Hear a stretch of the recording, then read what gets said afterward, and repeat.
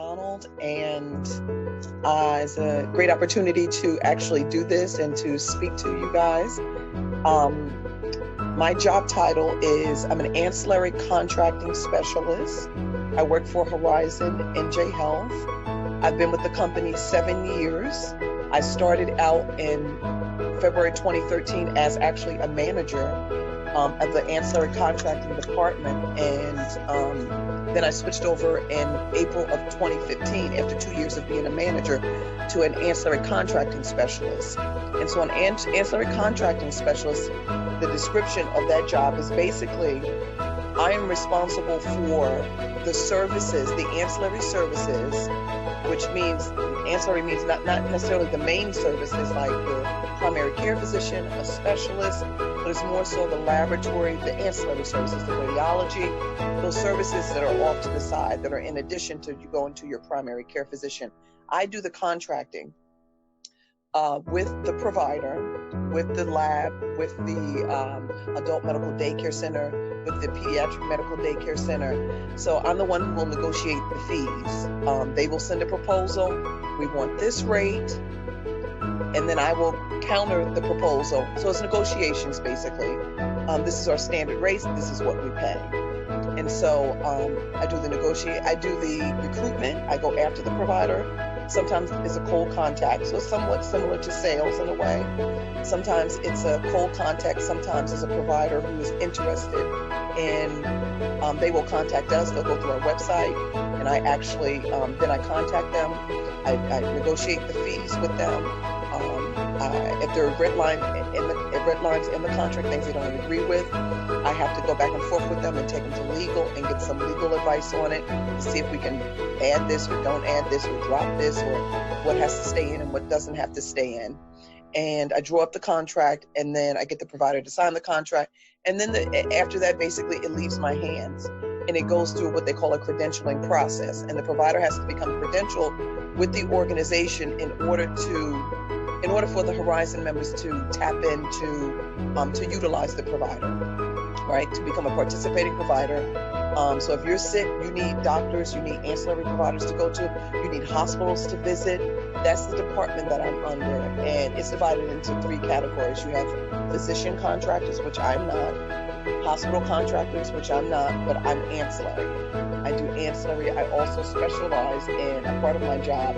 I'm the only, 2 people in our department do that. And one of the 2 is I also contract for MLTSS services, which is managed long-term support services. So these are the people that are chronically ill, either in the nursing facility or chronically ill in the community.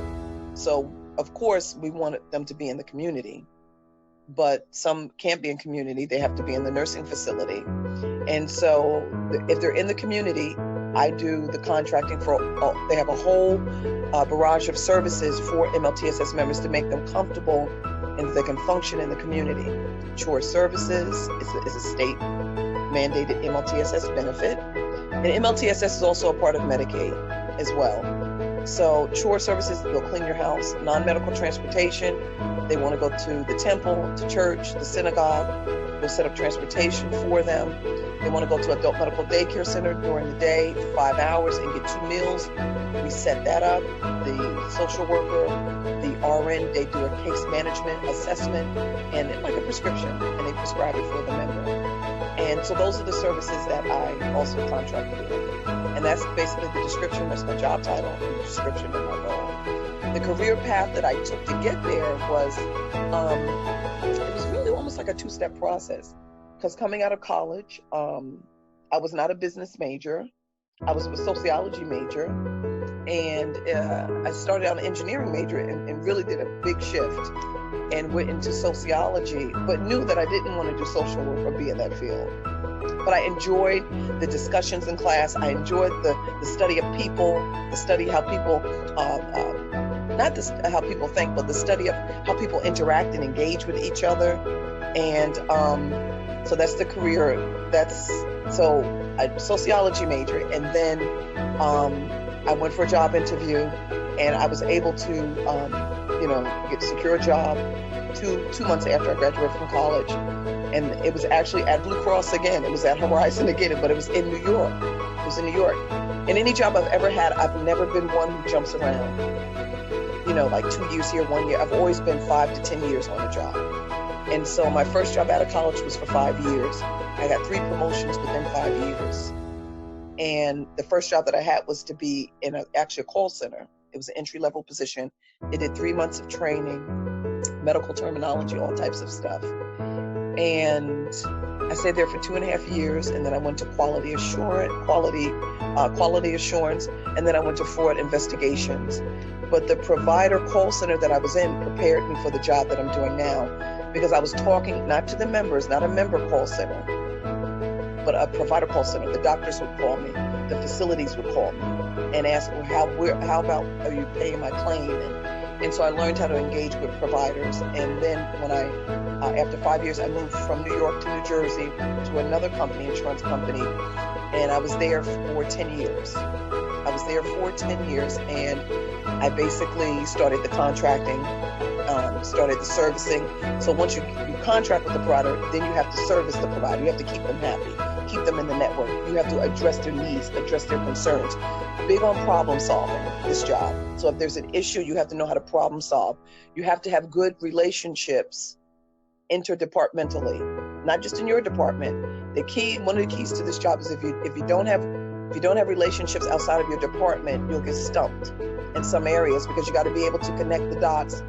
You call the finance department to help them with this, to call the quality department to address some critical incident issues, stuff like that. You got to be able to interact with different types of people and department. But that was my career path: provider services on the phone as a call center representative, which moved me and trained me into engaging with the providers, and then actually being a contractor to get them to contract with the company. My typical day is I work from home now full time, but even before Corona, I was working from home 4 days a week. Go in the office 1 day a week. And so my typical day is we have flex hours, which is great. I set my time. I don't have to start every day at 8 o'clock or 9 o'clock. If I want to start at 7 o'clock, as long as it's 8 hours, you know, I can start at 7:30. Sometimes I start at 7:30. Sometimes I start at 9. As long as you fulfill the 8 hours. So that's how my day starts. And then what I do on my sticky notes on my computer, I have a to-do list, right? Because I handle, like, I didn't tell you, like 10 specialties. So I handle I do the contracting for traumatic brain injury. I do the contracting for adult medical day, social day, pediatric medical day. I do the contracting for non-medical transportation. I do the contracting for, there's a lot more. All of a sudden I can't think about it. Social daycare, I said, non-medical transportation, community transition services. Sometimes members transfer out of a nursing facility. Sometimes, it's rare, back into the community. That's far and few between.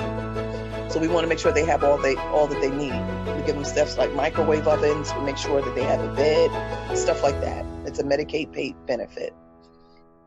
So I start my day. I have my to-do list. I check off what I need to do on my sticky notes on my computer. And that's how I work. I try to divide it up, because even though I contract, I also service them. They may have questions. Okay. Most of the questions that I get are through email. Even before Corona, I prefer it like that. Instead of constantly being on the phone, we communicate a lot through email. And service the member, recruit the member, service the provider, recruit the provider, contract the provider, and then keep them happy to, and I also go out in the field, like I also go out in the field. So even though I work from home most of the time, and I go in the office once a week, if we have a facility, like a traumatic brain injury facility or adult medical day facility, any place where our members are going, I have to do what they call a site visit.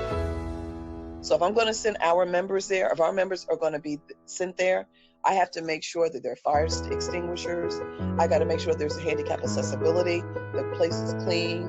A lot of our members are bilingual. What type of educational materials you have. Just make sure that it's a suitable place. And if they pass or not, it depends on how I rate them, how I rate the facility. Okay. Some of them have a CAP program, like a CAP, a corrective action plan, where they have to go back and have to correct things. Are they in the kitchen cooking without a hairnet? Do they have gloves on? Sometimes, that happens. We catch people doing that. They have to correct it before they come on board. So that is basically my typical day. If I'm not out in the field, I'm on the computer, I'm drawing up a contract, I'm talking with legal, I'm interfacing with my department and definitely a lot of other departments during the day. And I hope that has been informative of what I do. Thank you for your time.